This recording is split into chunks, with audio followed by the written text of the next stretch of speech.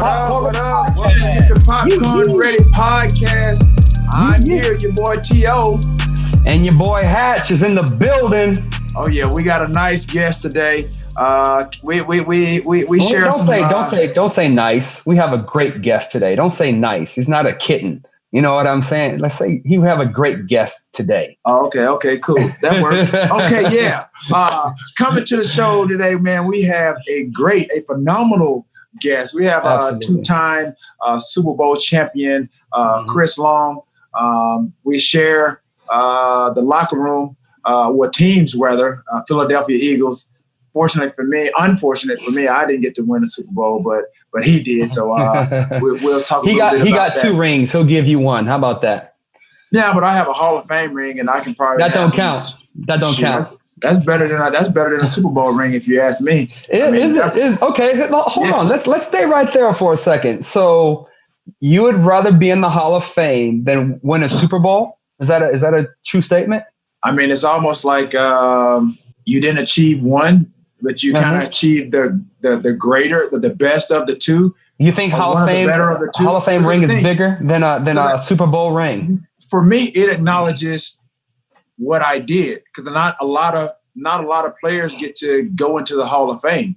For me, it kind of not a lot of players win a Super Bowl, right? And there are a lot of players that didn't even really contribute but got Super Bowl rings. I mean, there's a lot of players that got Super Bowl rings, but you don't really think too much of it. So, really, does it really matter? I mean, people could say that about the Hall of Fame. Does that matter if you didn't win the Super Bowl? I get it. I just want to get your opinion on that. Because when you think about the Hall of Fame, it basically kind of puts you on another pedestal, if you will, because it identifies it identifies with some of the greatest to play the game at pretty much every position. It means that you're at the top. So it also means you're one of the top. There's 53 Super Bowls. So there's 53 world champions. So that also means you were the top team in the world. And there's only 53 of them. So, I mean, I get it. I just want to get your perspective on how important one ring is to another. But yeah, right. Some people think the opposite. I get it. Right. I mean, would I have liked to have won a Super Bowl? Absolutely. Yeah, absolutely. I mean, like I said, I didn't come short. It wasn't like I came short of trying. I definitely put all the effort that I could, considering my situation, to definitely win one. I guarantee you, I think you give me, if I get two more passes in that game, we win that game. You know what? I disagree. But since I'm gonna let you, I'm gonna let you. We had two NFC championships. A team. I know you don't recognize, but the word is team, so that means there's 53 of us, not just one. I know that's hard for you to fathom in your right. brain. Let me take a page out of Kobe and MJ's book, just like he did with the word. That's not your book. Win. That's not your book. You're not in that book. Hey, I'm in the same book. There is an ME in team. So regardless of what you may say, I get it, Hatch. I mean, granted, we started out kind of like on the same playing field, but the trajectory of your career and my career, trust me, it's night and day. And I understand. You got lucky. You want to put me down. You got lucky. I never put you down, buddy. I get it. Not really put me down, but I get it. You want to take your jabs here and there, but I'm gonna take them. I'm just telling you what God love, and that's the truth. Hey, all I'm gonna do, man, I can go upstairs. I go grab that gold jacket. You know what I mean? I go get that. Bling bling. You know what that gold jacket ain't gonna do? It ain't gonna keep you dry in the rain. It ain't gonna keep you warm in the cold. You know what I'm saying? So it is what it is. Something. Having that gold jacket. Hey, that's almost like having white privilege, homeboy.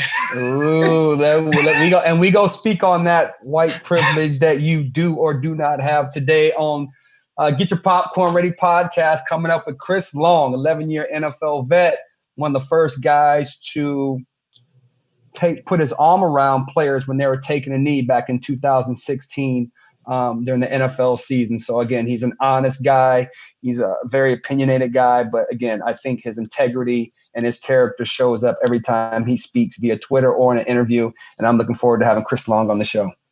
Absolutely. Just add to that, just being, kind of one of the first, if not the first, one of the white players, standing up on behalf of, what we're going through right now. Mm-hmm. I mean, he's one of those guys, I can honestly say, he sees no color. He sees humanity.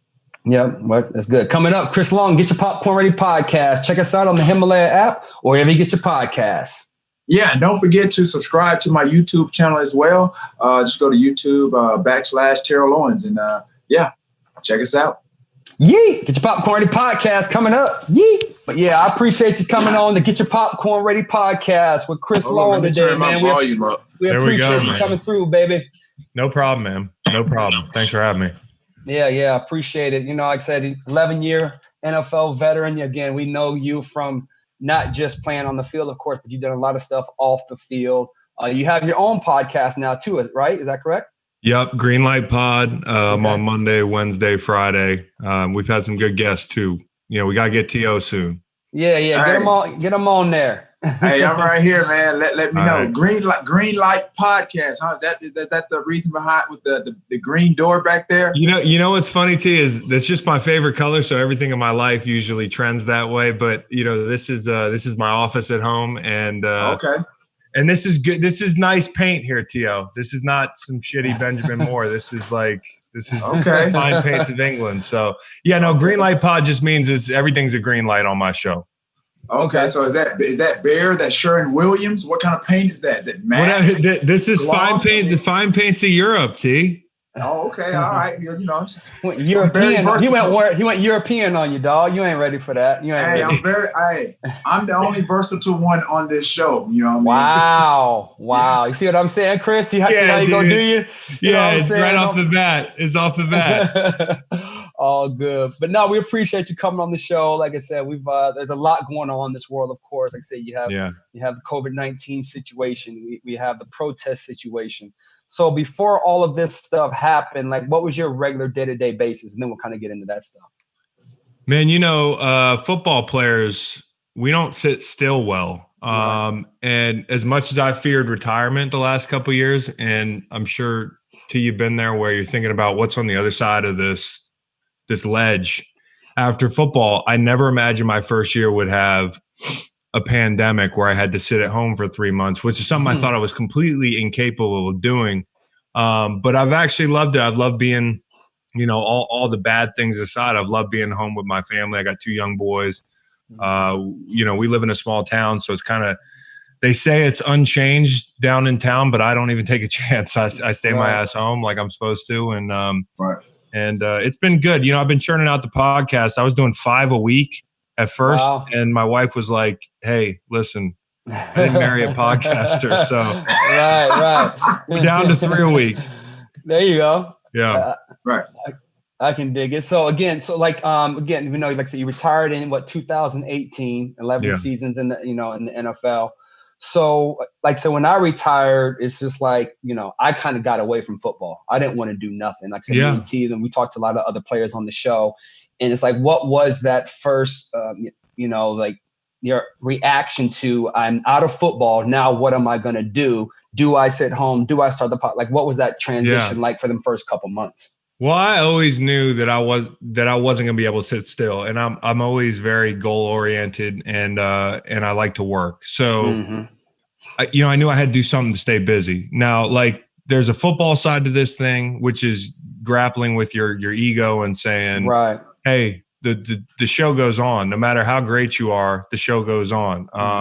My dad was a Hall of Famer.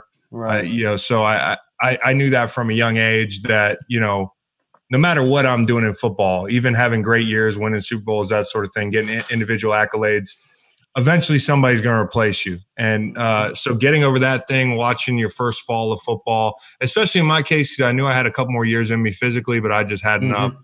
Watching people make plays and you're like, I can make those plays. Right. I can still do that.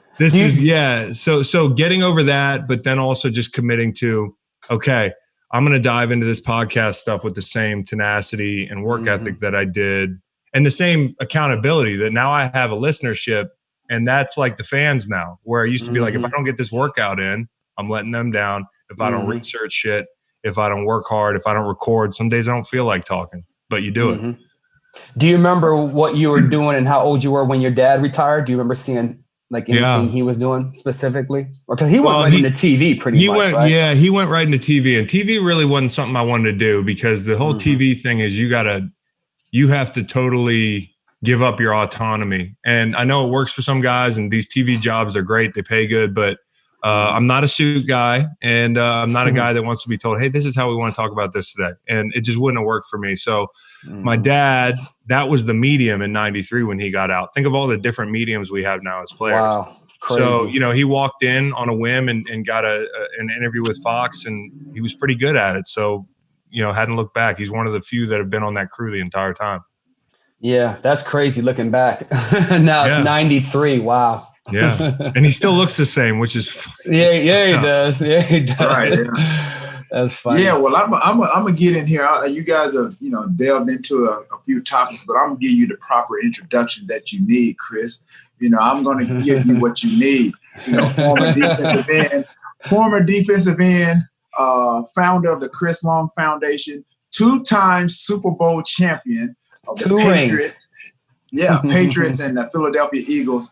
And as you just mentioned, obviously trying to transition and not really wanting to get into to TV. I know I'm on social media a lot. We've engaged in some of the same topics. You've been very vocal. I didn't really know that about you because we didn't cross paths. But when I played, I kind of got labeled sort of like a villain. And now I think people are embracing really kind of where I was at that time. I was very outspoken. Now things that I did on the football that was kind of just frowned upon. You talk about my touchdown celebrations, and obviously, again, people have portrayed me in a light that's not so favorable. Been very, very negative.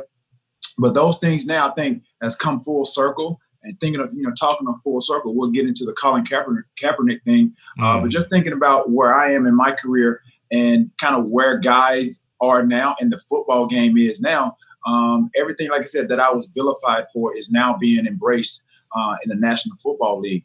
So I guess now to kind of just pivot to where we are now, especially the climate that we're in, thinking of, Colin, 2016, I think you were still playing at that time. Yeah, I was. Yep. Mm-hmm. He took the knee. What was your response to, I guess, initially when he had done it, and then obviously the speculation that went into it, and obviously he had to go and kind of almost hold a press conference to kind of, I guess, clarify why he knelt. And so obviously now we know why he knelt. A lot of people tried to put the flag at the forefront of his peaceful protest. What were your initial thoughts on that?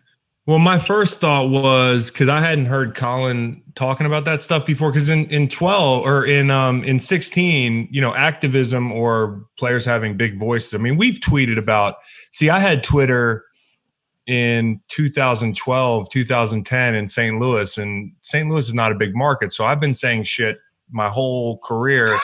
And that's why, like, when I get to Philly, I'm like, oh, people care. I got away with tweeting whatever I wanted. And I had been socially conscious and weighing in on different things, but, Colin wasn't a big presence on social media. So when he first spoke out, there was no background to seeing the knee. And when I first saw it, I was like, let me hear what he's talking about, because that took balls, whatever he's talking about. And well, to your point, that you took that approach to kind of say, okay, let me hear what he has to say versus everybody, just attacking. Yeah. And that's the problem. But, like for me, he was preaching to the choir as far as like there being a problem in policing in my eyes. I mean, I played in St. Louis, the first group that actually protested in this entire era. And this isn't to put them ahead of Cap or anything. Cap's reach has been huge, but Stedman Bailey, Kenny Britt, Tavon Austin, when Mike Brown was murdered, back in whatever year it was, we sat through that whole thing, and you could tell that week because there were a couple shootings that week, I believe, and we just could tell we were at this intersection where things were going to start to ratchet up now from a standpoint of consciousness, and like the country was starting to pay attention. And I don't know what it was about Mike. I mean, it was definitely the fact that, the visual of him laying in the street for hours, I think, people seeing that and then the account. But I can remember in St. Louis seeing what happened to those guys when they protested and they ran out of the tunnel with their hands up. you know, the death threats, the letters, the voicemails. The security guy would let me hear the voicemails. He's like, listen to this. Wow. And, you know, did you guys talk about it in the locker room at all prior to that? Yeah. We kind of knew it was coming. We knew they were doing something. But, you know, it wasn't this was way more of a rogue action back then. I mean, people weren't doing any symbolic protests. And for those guys to run out in St. Louis, a Midwestern city, all that, I'd like to go back and see what everybody's reaction was then, because we have, as you can see, from 2016 to now, it's all of a sudden everybody, I suddenly get it. Like, what took you so long to suddenly get it? I mean, that's part of the problem. But with Colin, when it first happened, I was like, first, let me hear what he's talking about, because, you know, this is big. And if he can be a good messenger on this thing, you know, he can really move the ball. And, you know, I know Nate Boyer really well. If you've seen Nate Boyer, the Green Beret that is a big Niners fan, played in the NFL briefly and was Texas Longhorn. Colin reached out to him and said, you know, how can I be as respectful as possible? And Nate Boyer, Green Beret, the very person, the very ideological shield that people that do not want to see progress and change have thrown in front of Colin, it's about the military and the flag, is the one that told him, listen, maybe don't sit, take a knee if you're going to do something, and that way you can show respect and get your point across too. And from there, it's just totally unraveled. And I don't think Colin feels like explaining that anymore. Right. And I think, you know, it's very apropos. He basically, Nate Boyer gave Colin the green light to Nate. You know, absolutely. And so I think, what do you think? Just listening to you talking, I didn't really know about those guys that went out and protested when you were in St. Louis. Why do you think the reaction wasn't as great as it was when Colin made the protest? Because I briefly remember a little bit about it, but it didn't really have the impact that Colin had. Well, again, I mean, and this is the thing. This is the very reason we're asking Drew Brees and those guys to stand up. The guys who can move mountains on a football field are quarterbacks. And here you have a quarterback, a black quarterback, albeit, but a quarterback that's willing to stand up for something like police brutality and, you know, the shortcomings of our criminal justice system, and a greater conversation about equality and that sort of thing. This was a big deal. You know, Kenny Britt, Stedman Bailey, Tavon Austin, good players in the league, wide receivers, but for a small market team and a team that was struggling. So, I mean, like, the field could catch on fire in St. Louis and it wouldn't make fucking NFL Live. Okay. So, you know, that's what I lived through in St. Louis. So no matter what you did, nobody was going to know. And so when Colin did it, it was a quarterback, it was a bigger name. And then he had a nice message that it just wasn't about Mike Brown. It just wasn't about, which was fine to just do it about Mike Brown. Hey, we went down to Ferguson. We walked around and took those protests in. Our D-line went down there. But this was a different time. Like, now there's so much company where everybody's like, you know, now there's so many voices that are saying, okay, we can talk about racism now. So everybody's safe to talk about it. Those guys did something really unsafe, as did Colin, as did players that protested in 2016. And now they've made it so that, you know, the dam's broken and everybody's safe to talk about it, which means words are not as important in 2020. We got to prove that we're all about it. Right. Yeah, I heard you mention Drew Brees. Obviously, I admire you. I know, like I said, we've crossed paths, but I admire the stance that you've made, and I've heard people, you know, speak on about you sort of like being the first like white person, especially in the National Football League, to stand up. And as you mentioned, we need powerful voices. We need white people like yourself. And you mentioned a guy like Drew Brees. Why don't you think guys like your Peyton Mannings, your Tom Brady's, these guys, again, in positions of power that can obviously help push the message, try to help push change? Why don't you think these guys are speaking up? And I'll add Jerry Jones in the mix as well, because Donald Trump, basically when Colin did this in 2016, it was almost like he ordered the owners to not re-sign Colin when all this stuff happened. And for me, to do that on that stage, him being the president of the United States, and then kind of infiltrate with the NFL, for me, that's systemic racism. And then now everybody has basically harped on why, or expressed their opinions as to why Jerry Jones hasn't said a peep since all this happened. And I know for a fact that when all this happened, when Donald Trump ordered, all these owners, I guess, in his own little way, not to resign Colin and to, basically condemn these guys that were in support of Colin and call them sons of bitches. And Jerry Jones, owner of the Dallas Cowboys, one of the most historic franchises in all of football, he hasn't said a word. Even when that happened, he mentioned to his players, he told his players, if you protest, you will not play. So why, in your estimation, why isn't more white guys speaking up? Well, I think in general, you touched on a few of the issues. Is first off, we have some big name white players that haven't said much about it. I thought J.J. Watt, that was big of him to say. He plays in Houston. I'm sure there's a lot of fans down there that don't want to hear it from J.J. Watt, who's been like the mascot for all that is good about white America. Yeah. He's a fan favorite. And he's a great player. So his power is evident when he speaks. He can move mountains. So somebody like JJ, who's commercially successful, who's got endorsements and that sort of thing. Watch. You think anybody's going to like JJ any less? No. People are going to listen to JJ, and if people don't want to hear the message, they're going to tune it out like they always have.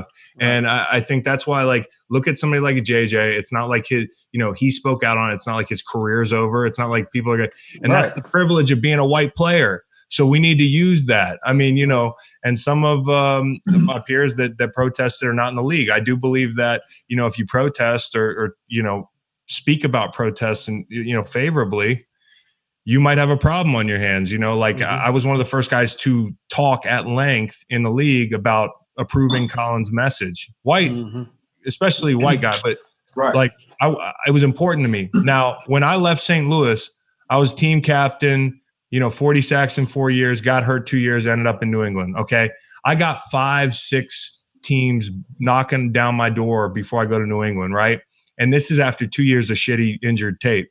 Mm-hmm. I leave New England after totally reviving my career, and I don't get a single call. And in New England, I talked at length about Colin. I was the white voice you were hearing. Okay. For whatever that's worth. And I do believe that, some teams are like, if this guy's with the protests or has publicly spoken out, I never lost my job, that sort of thing. But there's definitely been players that have been blackballed over this stuff. Right. And I think that I guess that's the elephant in the room, right? Because, again, when I was with the Vikings, right, Denny Green was our head coach, right, back in the day. I personally think Denny Green would have probably took a knee and all of us would have took a knee, right? Mm-hmm. But 2020, somebody's going to have to do it so the whole team does it. Because like what you're saying, if the whole team does it, then they can't blackball you. You see what I'm saying? But they can, if it's 1 or 2 guys here or there, 10 guys, 15.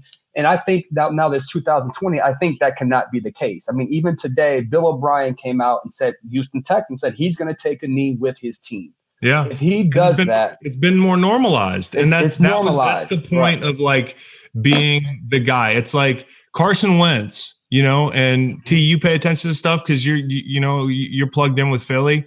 Carson Wentz, who I had no idea would do this. I know he's not a racist. I know he's a good man. But in a time like this, not enough to not be racist. You got to be anti-racist. So he's a real Christian, right? And he doesn't hide behind his faith.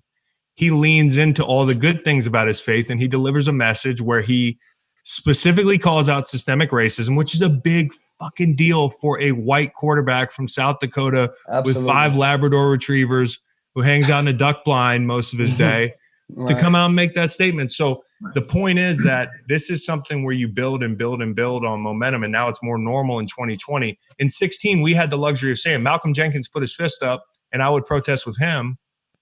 But we had the luxury of saying, and different players had the luxury of saying, well, there's more ways than one to get the point across. And it's about the work you do too. We support Colin taking the knees, how he wants to do it. This guy wants to protest this way. I think this year it's going to be, and if I was still playing, I'm sure I'd be hearing these conversations in the locker room. If we do something, we got to do it all together. All together. Yeah. Because if you talk about just the black players, let's say, right. If it was the top 10 quarterbacks right now, 5 are black, right? 5 are African-American. You got Dak, you got Mahomes, you got Deshaun Watson, Lamar Jackson. If all of them took a knee, you can't, like I said, you can't cut them. You can't, the NFL, you're just going to be mad. But more importantly than for that to happen, the whole team has to follow. Don't just let him go through that experiment by himself, because Colin Kaepernick was the experiment. And for Colin, it didn't work. But for the world, it did work a little bit. If we can say, okay, yeah, took 4 years for it to work. Well, listen, I think the big thing about Colin is it's twofold. I had one person on Twitter ask me when I tweeted about Colin in the heat of this thing. He said, this is 11 o'clock on a Wednesday in June 2020, 4 years after the fact. Chris, do you think that Colin picked the right time in the game to get his message across and to raise awareness? And I said to the dude, I go, guy, you were asking me about Colin Kaepernick 4 years after the fact, right, on a Wednesday night in June, in the summer, when there's no sports. What do you think? I think the awareness piece worked. I think the listening part is what didn't work. So I think that's the biggest thing. He has moved the ball forward. He's made it so this thing can bust wide open and different leaders can emerge. I mean, this is he did a great thing. Yeah, because that's what kind of me and T are talking about. Again, it's not about just, black people talking about racism now. It's black and white talking about it together. It's like, long as the conversation is happening, I think that's a plus. You look at 2020 protest compared to a 1970 or 1960, 1992 protest. Those were 95% African American. 2020 protests, it was 50-50, if not more white than African American protests. The peaceful protests and all that. Like, it does warm my heart to see that. Like, I hate you're so cynical at this point, and maybe there's no cynicism among people that just arrived at the conclusion like 3 weekends ago that there's racism in the United States. The shocker. But for people that knew it, you can be so cynical that everything's an okie doke and everything's like, I don't even want to remark on the fact that I'm hopeful right now, but I do feel some hope, and hope is so dangerous, right. But at the same time, I mean, seeing all those different faces out there, seeing people from every different countries. Oh, it's amazing. You can't tell me there aren't a number of people in this country, white people, that care about this thing. We just have to make our voices louder. Absolutely. And to Hatch's point, it's just not a majority of one race talking about it. This is a multitude of ethnic backgrounds that are discussing this topic. It's white, black, it's Hispanics, and whatever races, Asians. European, they're over there in Germany and like protesting. Thousands upon thousands. I'm talking about thousands and thousands. I mean, I get chills, and I've gotten chills. I just did. Hey, trust me, I get it. I love it. I've gotten chills just watching, and I've been on social media. Like, bro, I've been so sleep deprived because since this happened, bro, I have been so sleep deprived, just finding myself, sometimes like mad, sad, like just angry, just a roller coaster of emotions. I'm scrolling through like different just 1 a.m., social media platforms. And bro, I'm talking about 2, 3, 4 o'clock in the morning. I'm talking to people. I was in Florida at one point. I'm in LA right now. I'm talking to people here on the West Coast. I'm talking at my time, it's 6 o'clock in the morning. We're talking about this very issue, man. And it's so alarming and kind of surprising too, that I've talked to some of my white friends. And as you mentioned to, Chris, about, this has been an eye opener for everybody. And then I think some of the white people that have now started to acknowledge that there is racism is a shock to me, because again, it's something that never was discussed. But do you believe that though? Do you believe when a white person says, "I didn't know there"? Do you believe that statement out of their mouth? I think there's two things. I do believe, first and foremost, I think that the kitchen was too hot. Let's just say that. Like, I wasn't. It'd be perfectly acceptable if you were just honest with me and said, I didn't just realize this. You know what? I wish I spoke up, but I was afraid and I didn't know how to talk about it. There you have it. Because you know what? If you're authentic about this thing in this conversation and you don't have any hate in your heart and you are a loving, caring person who's empathetic, that'll come through. Just say, you know what? In 2016, there weren't barely any players talking about it. And I was afraid. And also it's a minefield because I don't want to say like, you know, when you're white, you can't say certain things like, I know how you feel. Like, you know, like right. White people are like, what do I do? But then there's also people that are hiding behind that. They don't really care. They post a black square and then the next day they're back to not giving a shit. And then I really do believe that there's white people that because our society is so segregated and not everybody lives in a locker room and plays in a locker room with meeting people from different walks of life and that sort of thing. I can't speak on what that's like to not be like that. You know, my dad lived that life. I got to live that life. I'm lucky. But there's a number of people who live in white neighborhoods who don't interface with any black people. And so they also don't see racism because if you live on your street, if the police serve and protect and they're not pulling you over with bias and harassing you, then you think the police are there to serve and protect. So sometimes you have to have a big awakening, I think. So I want to dig a little bit deeper into that because I mean you're fair, right? You're fair. You speak out. You have a presence of this honesty. Where did this all come from? Because of course you're an adult now. You're a grown man, but it didn't just start. You know what I'm saying? So where did this all come from? From your I would before you go there, Hatch. I think obviously before Chris says anything, I will probably bet that it probably has something to do with his upbringing, the way he was raised. Of course, yeah. Because when you think about, because like I said, I think, Hatch, I think I've told you this before. Like I was confronted some years, probably like within my first 2 or 3 years in the league, and I went back home. You know, I stayed with my grandmother, and so I was the biggest thing to come out of my city, and so I was at this little. Must have been a small city. Yeah. So I was at this diner, and so I'm at the bar, and so wasn't a lot of people in there, but I noticed to my left there was in a booth a father, and he had his kid in the booth with him. So they were getting ready to leave, and so he approached me, and I was in San Francisco at the time, and he had his kid in his arms, and he was basically just speaking to the kid. The kid had to be no more like maybe 4 or 5, and he goes, I can't. Whatever he announced, addressed the kid's name. He goes, "Yo, this is Terrell Owens. He played here at Benjamin Russell. He's playing with the San Francisco 49ers right now. He's playing in the NFL." So the kid was like, "Who? That nigger right there?" What? And bro, wow. No, this is dead honest, bro. This is dead honest. Alabama. Right. It's I've written a book and I put it in the book. And so for me, I honestly being in the South, I had heard my grandmother and people talk about racism, this and that and the other, and how whites feel and this and that. And so I just didn't know how to react. And so I can't exactly remember what I did. And really, I can't remember what the dad said, but I think he just basically tried to tell the kid, no, don't say stuff like that or what have you. But I didn't, in that moment, Chris and Hatch, I didn't get mad at the kid. There was no way I could get mad at the kid because I was so aware at that time. I'm like, I can't be mad at this kid because this kid is the product of his environment. So he obviously had to have been hearing somewhere. This kid is like 4 or 5. Yeah. Also, yeah, go ahead. Sorry. Yeah. So you have to understand, like, when you talk about racism and how you think some white people may be racist or why they aren't, I think their upbringing, the way that they're brought up, has a lot to do with it. Absolutely. Yeah, so I think what's wild is that also in that story, just like what jumps out at me is not only is that absurd, and I think the further south you go, it's just more thinly veiled. I mean, people that think there's no racism in the North or whatever, but it's crazy to me that whoever taught him that, if it was his dad or if it was somebody close to him, presumably would have run you down for an autograph, but yet refers to people that look like you with that word.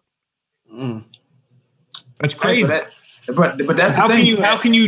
And that's the whole thing about like loving black culture and not loving black people, or loving black athletes and not loving black people. And that's the most frustrating thing, that these fans will sit there and watch and wear your jersey and that sort of thing. And it's disappointing to think that they don't look at my teammates, I want to go back because like I said, I've been so engaged on social media, and I just didn't want to be kind of at the forefront just on social media. So I've kind of just immerse myself, I guess you want to say on the front lines. I left.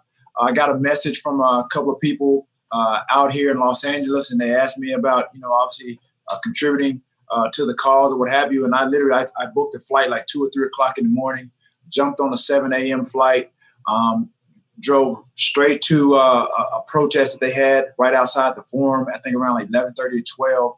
And then they had a bigger one around noon that was at the Pan Pacific Park. And so West Hollywood. And so I left the one at the Forum. And so I was going home. And so I texted the girl and I'm like, yo, it's like, are you guys still there? She goes, yeah. And so me and my friend, we drove to West, kind of like West Hollywood, Pan Pacific Park, where near Melrose. And so we got out of the car, and honestly, I didn't know what to expect. And so this one was for Breonna Taylor, obviously the girl that got shot by the officers, in the middle of the night, got shot 8 times in the chest area, went in with a no-knock warrant, and yeah, she was one of those essential workers. And me and my friend, we approached the back of the park. And dude, I had no idea what I was getting into. When I walked around that corner, bro, it was like I saw like thousands and thousands of people. And they had one little stand with a megaphone addressing all those people, bro. I instantly, bro, I was like, yo, this is a movement. Mm-hmm. Like, it gave me chills just to sit there from afar. And I walked a little bit closer till I got to the stand. And bro, I was so amazed. It was so many white people out there, bro, protesting, being allies, understanding or trying to understand, in support of what we've been talking about for 400 plus years. And I thought that was such a remarkable moment. And for me, I didn't see it as a white and black thing. I saw it as a human race. It was a together thing. And I think being a part of that one, and then I just did one with, I did a march for Colin Kaepernick just yesterday. That in itself, man, it was an eerie feeling, but it tells you and it shows you that change is kind of around the corner. Yeah. Because we've already mentioned it. This is just not great. This is just not a regional thing. This is just not a U.S. thing. This is a global thing. And I think it has caught wildfire around the country that people are making changes as it relates to social injustice, police brutality, and just equality for the Black race across the country. And so I know we talked about earlier, and it brought me back to something because, like I said, it was, you start talking about black, white, this and that and the other. We all can bring up examples of, where we feel like, there was, discrimination, or it could have been racism here and there. But you mentioned, Chris, that you took 2 years, you were kind of non-productive. And you probably didn't think that you would get another job. Mm-hmm. So I've been in defense of Colin Kaepernick, since the whole initial protest. And now that I've been on the forefront and really being an advocate that the NFL owes him an apology. And quite frankly, I feel like they owe him an opportunity to get back into the league. And a lot of these fans are like, oh, he was terrible his last year, this and that and the other. He can't do this. He can't do that. He's washed up. And it brings me back to your point. Because I'm not going to ask you, do you think? I know probably it's a fact that you said you were non-productive for 2 years. Yeah. Probably didn't think you would get another job, but you did. Yeah. Colin, he's Black. Yeah. They're talking about his one last year or whatever where he was non-productive or what have you. He still hasn't gotten a job. Yeah. Do you think, in the sense that it's race related? I mean, like, it's definitely message related. There's no way. To me, there's no way it has nothing to do with what he did. I mean, it's like it's at this point, 4 years in, it's like, I'm not even going to try to argue with some people because they just reject every argument. So I've kind of like stopped being in the weeds on trying to prove that a guy that I played on the football field, that I hit in 2016, that I rushed, and I saw and prepared for on a very bad San Francisco team, who, if anything, was unspectacular at quarterback that year. And really the bad year, the year before that, he was bad. That was the bad year. 16, he was trending back up. And the team was bad, but he wasn't throwing a bunch of picks. The problem was not him. And people love to ignore context when it comes to certain quarterbacks. They don't want to give the benefit of the doubt, but then on the other end of things, they give some quarterbacks every chance. And absolutely. And so it was just too clear to me. And that's not to say that every player that has knelt has been blackballed. There's a big difference, though, between my buddy Mike Bennett taking a knee, who, although is arguably a star in the NFL, is not a quarterback. You can't have the face of the franchise. These guys are thinking, kneeling. And I think that's why he was shown the door and has not been let back in. Well, it also has a lot to do with him being the first. I think it's the life that we live. If you're the first one that's going to step out, you're going to get slaughtered. But over time, then that helped out. But again, is it too late for Cap? Nobody knows. But for the I don't think so. I know this guy right here. He hasn't been a Cap fan. And I know we talk about down years. We've all kind of had some down years. Yeah. I don't know about me. I don't think I've had any down years. That guy you had down years. That guy right there. You're having a down year right now. Hey, stop trying to be relatable, man. That guy right there. He's had a number of bad years, but we're not going to talk about. Hey, they were all good years. I just didn't have no numbers to show for it. But to me, I had a good year. But with the Cap thing, I just don't want them to give Cap a job and say, we gave him a job, we're doing you a favor, so you all shut up now. I think it's bigger than that. I think it's something for Cap to be an ambassador of the NFL, Cap to be an ambassador for 32 NFL cities and start a coalition. I think things like that are bigger and they'll live longer. Because if what the NFL did yesterday, give us $250 million for what? If you want to give somebody money, you give Cap $10 million a year, let him put together a team of 10 more people, and you guys go in the communities of 32 NFL cities, and you guys can start moving the needle, talking about social injustice. Like that, to me, will move the needle. Not being a backup on the Baltimore Ravens. I think, too, it all boils down to if Cap really wants to play as well. But, again, I think if you look at every division, he's better, if not as good as. That's not even the point no more. To me, that's not the point no more. Right, but the thing is, we feel like he was stripped of an opportunity to further along his career. Because as Chris said, he was sort of trending. Like I said, there's going to be a little dip here and there. But once this protest happened, again, they basically just stripped him of his livelihood. And that's what I say. If he's willing, again, like I said, to be given an opportunity, not just put him on a squad. If he wants to. But he's not going to be a starter. I mean, he's not going to come in as a starter. Even the workout that he had, that wasn't even fair. They tried to railroad him with that workout. Yeah, I think he's certainly capable of playing in the league. And, there is a side of it where you look at it and well, let's not, if you're trying to pick a place for Cap, let's not just throw him somewhere where he has no shot to compete, and they're going to then it's going to be one of those self-fulfilling prophecies. So the whole playbook here is, and I don't know if this is the playbook, but you let a guy who wasn't playing great ball, he was a bottom 10 quarterback. If he was in the low 20s, that still means he's a starting quarterback in the NFL. True. He wasn't playing great, but you take a guy out for 4 years, and then you drop him back in when it's like, we get it now. Right. But then, the absence of 4 years becomes a self-fulfilling prophecy. He's rusty. He's been out of the game. And when you're behind the 8 ball trying to climb a depth chart, it's way different. So I think it's risky, because then they could do that. Hey, we checked that box. We don't care anymore. And I don't think that the money's a bad thing. I think that the money has to be paired with an acknowledgement, though. And that's the whole point to me, because Players Coalition – I've been a part of it before. I do a lot of work with Players Coalition. They do good work. Malk does good work. There's plenty of room for everybody in this whole thing. It should have never been like this guy or this guy. It should always be like, let's all tackle this together. And Cap has to be a part of the conversation, and he has to be in a leadership role.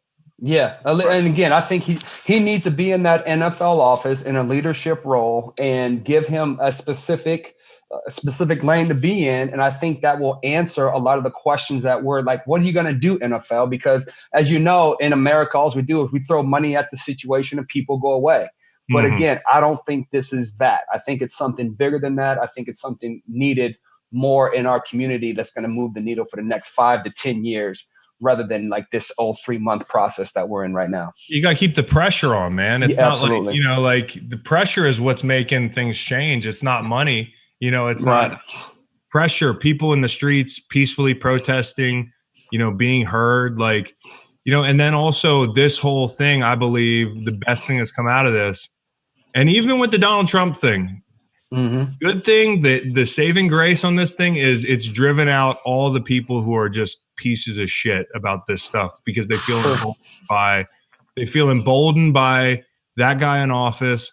And they also feel like that there's nowhere to hide right now the last couple of weeks. If you're a corporation, if you're a coach, if you're a player, like we see you. So like, you know, I think that's actually, it's a good thing, you know, and you know, addition by subtraction with some people and some entities. Yeah. What efforts are you making, I guess I would say to, you know, to some of the white players to try to, I mean, again, be pillars as you are, to kind of speak out. Some of those guys that may be straddling the fence, maybe they're, you know, have you reached out to, you know, again, some of these white players that are in positions of power to can maybe kind of gauge their temperature on how they feel about possibly standing with you, with us in this fight? Well, I got, you know, usually the way I do it is, and you know how locker rooms are, guys. I mean, it's a bunch of great conversations happen because people feel safe having them and they trust each other. And that's another thing about integration and knowing each other, and like a lot more good conversation can have if we know each other and we operate together. So I think that like I've had plenty of good convos with guys over the last 4 years when they've kind of been like, hey, how do you navigate this? How did you first talk about this? Like, what do you say? What do you don't say? And these are real, well-intentioned, good questions. And I have them too. And I ask my friends. But, you know, in a time like this, I can give white players a little bit of advice on, you know, how to go about it from my perspective. But I'm also like, hey, call one of your black teammates, you know. Have the conversation. Yeah, you know, they're not gonna run you off the phone or yell at you. Right.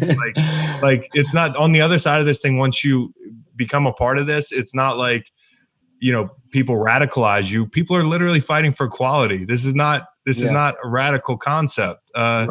You know, so I think when players ask me, I share with them my perspective, but also I think in general, I'm like, you know, maybe I can't answer all your questions. You have to go educate yourself. And I think one of the biggest things that guys have stepped out, like a Carson Wentz, I'm like, you need to read, you need to educate yourself. So there's no cognitive dissonance when you go out in the world and you're arguing with people or discussing things with people and you're trying to pass your knowledge on and normalize what you know. You have to be armed with like at least the knowledge that you can prove your point. So I think that like educating yourself and not being afraid to step out. And I have reached out to some people because I have a podcast like y'all. So cool. I'll tell guys, I'm like, listen, this is going to be a safe place for you to talk about race and racism. If you want to talk about it for the first time, call me, man. We'll set it up and you can make your statement and I'm not going to fuck you over on it. If you misspeak a word, we can have somebody listen to it to make sure it's going to come across right because these are concerns. I love the honesty and the, you know, it's just like the transparency. The people don't understand. It's okay to talk. They really don't understand that concept. It's okay to talk to each other. We don't even have to agree with each other, but we can still talk to each other. It's like, I think that's the problem is most people consume this conversation on Twitter.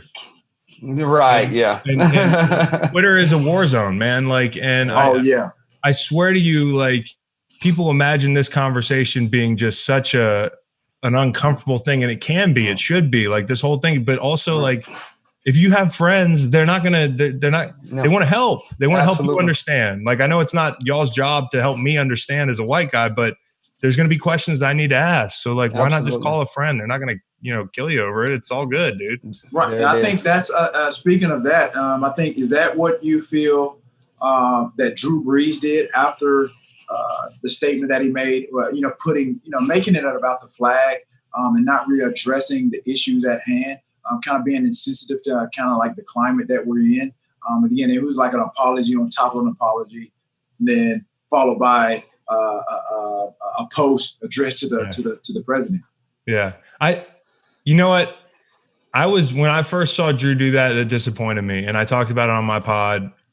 It's not my place to give forgiveness on something like this. People will ask me like, well, when is Drew Brees forgiven? I'm like, I don't know. Don't ask me. I think what Drew did that was disappointing was you could hear it in people's voices, and anger is like love disappointed, right? It's one of the truest things. So what happened when the kid, and Jake Fromm sent a really racist text message. Yep. Nobody gave a shit because nobody cares about Jake Fromm. Just any young player in the league that doesn't have a long future, there wasn't that visceral reaction. You know why people were so mad about Drew Brees? Because he's Superman. And everybody was like, Drew Brees lifted, a diverse city out of Katrina. Spent almost 20 years in locker rooms with guys, supposedly having conversations, including 4 after Cap, where I know we've talked about this. Right. Has worked on causes that, he's worked with people that don't look like him. And if that Superman doesn't get it, then it's disheartening. It's really disheartening. Right. And I even felt like kind of like, damn, dude, because every time I meet Drew Brees, he's one of those guys that you're just like, I fucking trust that guy. Right. It's almost like, your leader portrayed you. But I think what he missed was what everybody's saying is, and this is what everybody has fucked up that's so defensive about being white, is you can like the flag.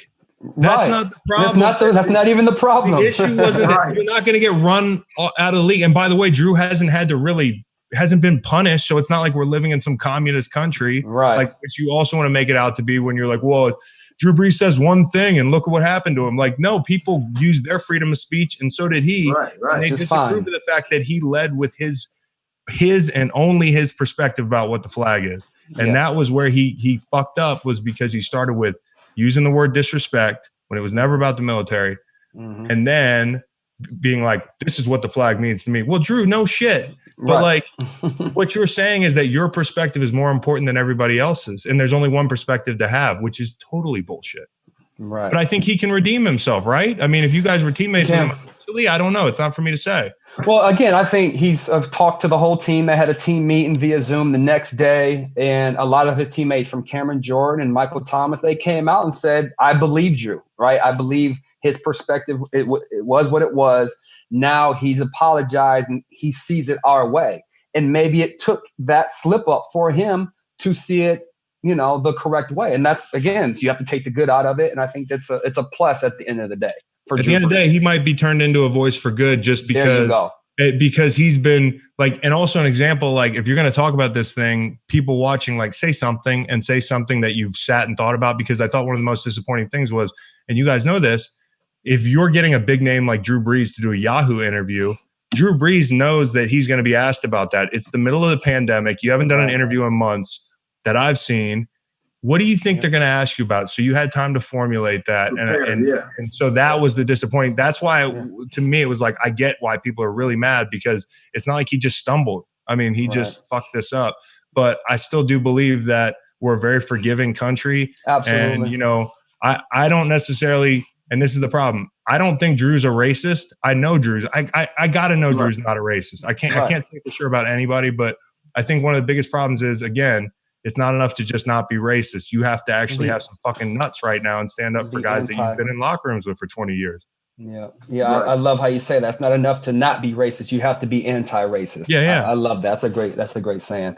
Well, hey, Chris Long, we appreciate you coming on the podcast, man. Like I said, I appreciate your honesty and your candorness. And it's like, again, it's a breath of fresh air to get your perspective and people can understand. It's not really a white or black thing. It's just not. Like I said, it's about humanity, about equality. And there's all these, what they say, good apple versus bad apple. Like, no, we're just trying to bring everybody together. And that's kind of what it's about. Yeah, and man, absolutely. If you're white and listening, man, like it's not that scary to just admit. Right. Like, nobody's going to be like, you're not an asshole because you admit something like this or you talk to people. So it's my pleasure, guys. All right, man. It's been definitely a pleasure, and definitely for all the people that are out there listening. I don't need to give you guys the green light to check out this guy, Chris Long's podcast, Green Light Podcast, hosted by none other than himself. Definitely a very introspective individual, very candid, transparent. He's going to give it to you how it is. And that's what we like, and that's what we need. We need more people like Chris Long. And just like Hatch, we appreciate you, just providing your time. Again, like I said, this is definitely a time and a climate where I think everybody's attention span is kind of all over the place, being pulled in different directions. Mm-hmm. I know for me, even just with me just standing, being at the forefront, because as I tried to allude to earlier, I didn't want to just. I was so inundated with my phone and just on different social media platforms, and I'm seeing all these protests and I'm seeing everything happening, especially the first couple of days. You're seeing the looting, the rioting, the protesting. There's so many conspiracy theories that were thrown out there when when people watched him die. Then they were kind of dissecting when the medic came and saying that the medics weren't medics and that it was improper on how they got him on the stretcher. There, I heard people say, "Oh, he's not dead." All types of stuff. It was a stunt. So much stuff swirling around this whole thing. And for me, I realized that when I first saw it, and I still haven't seen the whole 10-minute clip of it. But I know the guy was on his neck for 8 minutes and 46 seconds.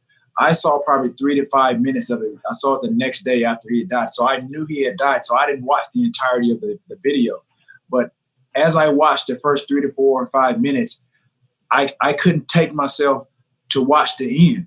I just kind of just fast forwarded it. And then I saw toward the end, like he was lifeless. I was like, this is unbelievable. Like you said, it's absurd to kind of see this unfold before your very eyes. And I think seeing somebody die, it's almost like a movie. Right. It's too normal now. It's become too normal. And did you see Dave's thing last night? I saw that. Powerful. No, bro, he nailed it. He nailed it. He's talking about the most scared he's ever been in his life, just over an earthquake, and he thought he was going to die. And he said that was a 30-second experience. I have all these thoughts. 30 seconds. For 8.5+ minutes. And it's sad, man. It's sad. But I got hope, man. And I think what really brought especially a lot of white people, I think white moms around, is the fact that, and I've heard it from different people, especially like mothers of color, the fact that he was on his last breath and he was saying, "I can't breathe." And he was calling out to his mom that's no longer living. I think that touched, and I think it pulled at a lot of people's heart. And for me, I went to the funeral, and Eric Garner's family was there. Ahmaud Arbery's family was there. I think Mike Brown's family was there, bro. And to listen to George Floyd's niece speak, bro, I was taken into tears. I was brought to tears because, and even one of his sisters basically said, he goes, "Man, he was her real life Superman." And to hear them describe the human that he was. And then opposed to some of these people that are attacking him because of his past criminal activity, as if that was a reason for him to die. Dude, it brought me to a place to where I was more motivated. I was more inspired to do what I'm doing now. And like I said, I'm never one to try to hide behind anything. I've always been a person that kind of believed in what I believed in, and I stood for it, and I stand in my truth. And even with Colin Kaepernick standing in his truth and everything coming full circle now to this where we are now, it's been gut wrenching, but I definitely feel that change is around the corner. And we appreciate you, Chris, for coming on, because again, we need more people like yourself, and the more that we can get you guys and more white people to kind of be allies and just, like I said, we understand that all lives matter, but at this state of where we are now, as it relates to the history. Wait, I need another analogy to feed to people that say all lives matter. Have you heard all of them? Have you heard all the good ones? There's a lot. There's a lot. like if there was a breast cancer benefit and somebody busted in the door and interrupted the keynote speech and said all cancers matter, they would be run out of the building. Absolutely. The only way that works perfectly is if breast cancer was criminally underfunded as a research project. Right. Man. Anyways, there are so many analogies. Like I said, it just kind of puts everything in perspective. But where we are, we're at this point in time, Black lives do matter. And I think just a visual, and I think quarantine happening, and I think everybody being in their homes and they happen to witness this, that brought so much exposure. And I think it brought to light really kind of what we as the Black race have been saying for so long. And I think everything, like my grandmother told me, like everything, and for me, it's such a tragedy that this had to happen, but God don't make mistakes. And so, again, he has been a sacrifice for so many, and he's going to go down in history. When you think about what he's done, like there are people that the pastor said it. He was a humble human being that lived in the 3rd Ward where only people in that community and his family knew of him. This guy is known worldwide. Yeah. I mean, they even gave a speech to where the president of Ghana, basically what has happened, he will be etched in stone. They put something together as a remembrance of George Floyd, because again, this is a big turning point in our history, and it's been remarkable. It's been amazing. Again, we still have a long way to go, but again, it's going to take everybody's efforts. And again, Chris, I can't thank you enough. I know I've said it, a couple of times now, but I appreciate you coming on and thanks for having me. All right, thanks for having me. Appreciate it, Chris. Man, you stay healthy. You stay safe out there, brother. Get your Popcorn Ready podcast with Chris Long, ladies and gentlemen.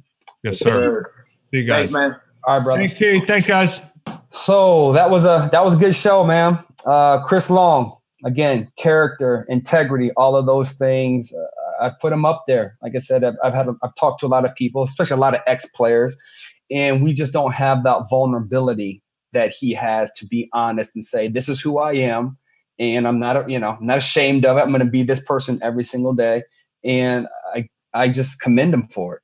Very relatable guy. Reminds me of myself. No, you're not relatable. No, not at all. What? The things that you just mentioned? Did you listen to those adjectives that you said? Character, character, 0. Integrity, 0. Transparency, 100 million. What? You have transparency. I wish I could see through you instead of seeing your face. Hey, but man. Yes. So Chris Long was a great guest on the show. He's white and I'm Black. We just, you know what I mean? One of a kind. Peas in a pod. We're two of a kind, Hatch. Hey, y'all go be that. Hey, let's talk about the 3 and Out. Here's our 3 and Out segment with Chris Long. I think one of the biggest things I took away from today's show is when he said it's not enough to not be racist. In today's climate, you have to be anti-racist. And I just stuck with me because, so many people out there, like they say, well, I'm doing okay. And I'm not, calling him the N-word, so I'm not racist. Like, no, you need to be anti-racist. You see something out there, you need to talk about it, have the conversation, and kind of move the needle forward yourself. Yeah, it's like kind of like when you go into the airport, and obviously with all this terrorist stuff that has happened, it's kind of like that slogan that they have in the airport. If you see something, say something. Yes. You know what I'm saying? Yeah. So I definitely get that. I guess one of my takes would be is kind of the lack of media coverage. Again, did he say? Was it back in 2012? Around there, yeah, when the Rams. When he was with the Rams at the time. So they were still the St. Louis Rams, yeah. Right. And so when Kenny Britt and Tavon Austin, they came out of the tunnel with their fist in the air, I guess in protest of some of the murders that had happened there. Obviously, we talk about just the time period and climate of where we are. Obviously, that was 8 years ago. That didn't get nearly as much media coverage as we are having now with, again, if you think about around 2012, you think 4 years later when Colin Kaepernick, he takes a knee, and then now that was 2016, and now 4 years later, all of this has come full circle. And we are in a situation now where, again, everybody has to do better. Absolutely, everybody. And I think the third thing for our 3 and Out segment is when he spoke on the locker rooms and how he and his teammates, and like you and your teammates, you could speak freely in the locker room. And we're trying to make the world like a big locker room. Like, yeah, that's great. And again, we understand it because we're in the locker room. So we just trying to get the regular public to understand. Have the conversation. It's not like he said it. It's not going to hurt you. Like, we're not going to, if the white person calls a black dude, so I want to have this conversation. Oh, what the F you calling me for? Like, we're not going to do that. It's a real conversation. It's a real problem here in America, in the world, as we've kind of discussed before. But have the conversation, start the conversation, and we're just trying to move forward. And it's not 1960. It's not 1980. Let's not act like it. Let's really, kind of commend when somebody is moving the needle forward when it comes to racism. And then, like you said, when you're not, call those people out, because those people need to be called out. Yeah, absolutely. Yeah, I mean, I enjoyed it, man. That was a good one. Definitely a heartfelt discussion. Yeah. Obviously we want to talk a little bit about some other things to bring some levity to what was going on. But again, I think this is a topic that needs to be had, and discussions that need to be had. And as you said, this is kind of like that call that we're making, to Chris Long. Having that dialogue, having these discussions, and not being afraid to kind of share how you feel. And I think when you talk about the locker room, those conversations obviously can permeate through the locker room, but can we get those conversations to permeate outside the locker room? Because it's one thing to kind of keep it in house. This is not one of those topics that needs to be in house. Because again, this has been a worldwide, a global issue. For us. This has been a historic issue for 400 plus years, and so people are starting to figure it out now. So like I said, I don't condemn the protests and none of that stuff that happened. In the beginning, I'm not condoning everything, but trust me, I felt where they were coming from. Like Martin Luther King said, a riot is the language of the unheard. And so there you have it. Absolutely. I mean, I get the last couple of weeks, I've just been so angry. I've been mad. I've been sad. I've been confused. And then I'm to the point, like, I have to talk about it. And it's like, but every conversation is so different, because if it's, with black person that grew up in a black community is different than talking to a black person who grew up in a white community. And black person with money is different than, a black person who, make a minimum wage. So I'm so confused at times, but it's like, I still have to have so many more conversations because I don't know everything. Right. And I'm trying the Chris, situations, like, I want to, what do the white people talk about when they're in that room amongst each other? How real does those conversations get? And I want those answers as well. So again, I welcome the conversation. I wish we had a show we could have listeners call in, because this is one of those conversations I know we could go for hours upon hours. But again, I'm just going to try to do my part and move the needle, the best way I can. So. Yeah, I'm like you. I've always been interested. Like I said, we know how the dialogue is with us. If it's just athletes versus, like I said, if you go to the hood, or if you're on the corner street, or you go to just say you're holding a workout, and then a lot of guys kind of just huddle up after that. We start talking about things. You go to the barber shop. All these conversations are a bit different. So again, I'm now you just brought some, something to my mind. Like, okay, well, I wonder what those questions or what that dialogue conversations are like with just white people. You know what I mean? I wish I could just be in the room or a fly on the wall to kind of honestly see what they're talking about, see what the conversation, how it's initiated, where it goes from there. Just to hear the difference of opinions. And honestly, we've gone through social media, and I've seen, little kids, these millennials, they're having discussions with their parents about how the kids are a little bit more aware and accepting of a black person. And because their parents have grown up in an era and a time where they just don't see it the way these millennials, it's just two different dynamics. And so it's sad, but it alludes to what I mentioned in the show. These are things that are being taught, to these white people at an early age in their upbringing. They're a product of their environment. So I think the millennials that you're talking about, again, that I've seen, on TV marching, I've seen marching with my own eyes. It's like, if those 15 to 30-year-olds that are marching out there, if 80% of them are real, like they're portraying right now, and they really have African Americans back, well, this country's gonna be all right. Absolutely. It's so powerful to see somebody stick up for somebody they do not know. So powerful. Right. And obviously, speaking on that, those millennials, I mean, those 15 to 30-year-olds, the age to vote is 18. Yeah. So we can get those millennials to go to the polls and vote. Mm-hmm. And I think, honestly, Trump has done himself a disservice, because even if you're white and you work for him, just based on what he's done as far as his leadership and basically caused so much division, then they're going to vote somebody else just because they realize what has happened since he's been in office, especially these last couple of months. Absolutely. Well, thanks for tuning in, everyone, to Get Your Popcorn Ready podcast. Again, it was a great conversation with Chris Long today, 11-year NFL veteran, 2-time Super Bowl champion. Great guest today. Had a good time. And be sure to check out his Green Light podcast as well. Yep.